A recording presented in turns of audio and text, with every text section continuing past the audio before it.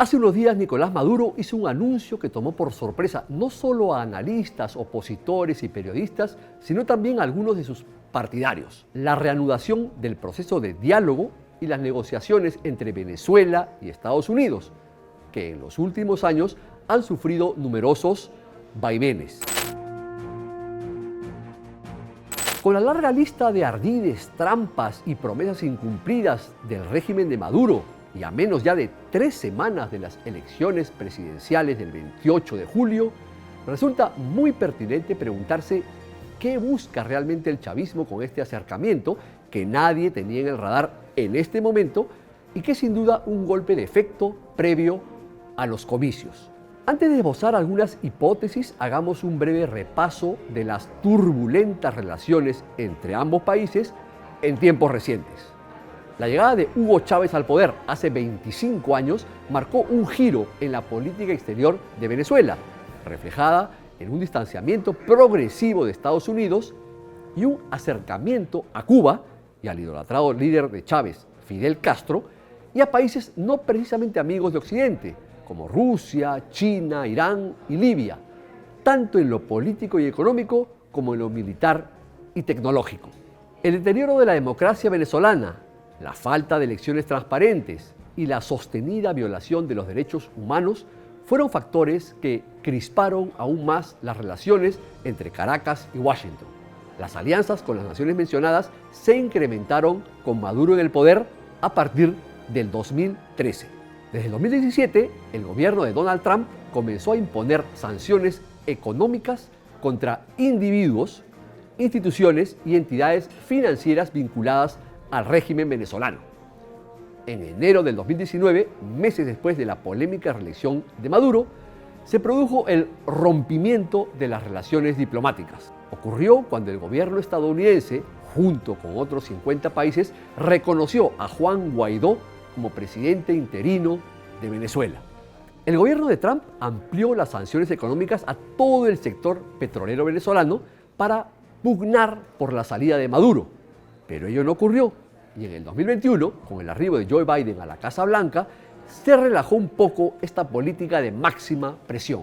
En marzo del 2022, de manera sorpresiva, una delegación del gobierno norteamericano llegó a Caracas a reunirse con Maduro y desde entonces los vínculos han sido intermitentes y con altibajos.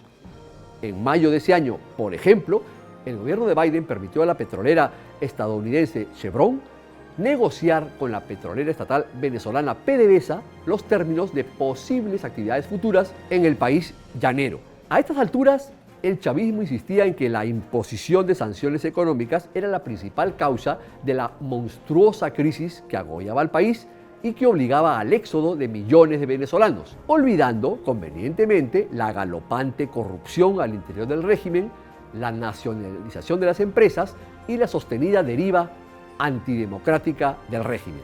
Pues bien, llegamos a octubre del año pasado, cuando se firma el Acuerdo de Barbados entre el gobierno madurista y la oposición, que fijó algunas garantías electorales. Estados Unidos decidió entonces levantar varias de las sanciones sobre el petróleo venezolano, pero 6 meses más tarde, en abril de este año, Washington revirtió esta flexibilización del embargo petrolero, argumentando que Maduro no cumplió en su totalidad con lo pactado.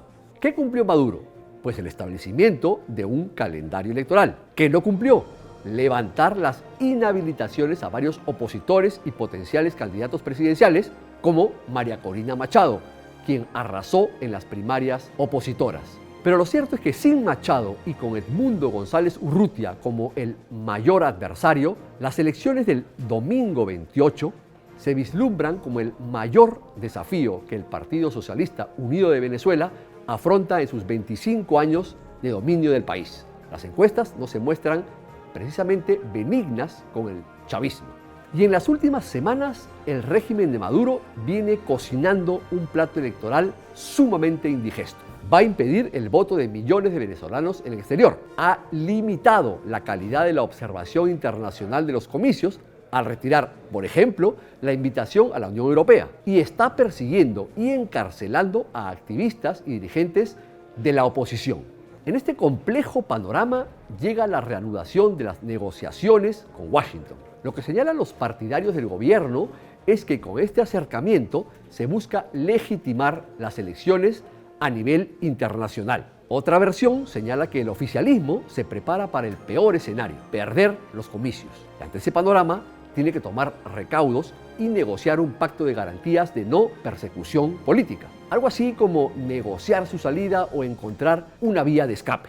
En las encuestas, el candidato de la oposición supera por entre 20% y 35% de votos a Maduro, quien se siente acorralado y podría estar buscando un pedido de auxilio para, en caso de perder, irse a vivir a Turquía, como se ha rumoreado últimamente. Le comentó recién a este diario el politólogo venezolano Luis Núñez.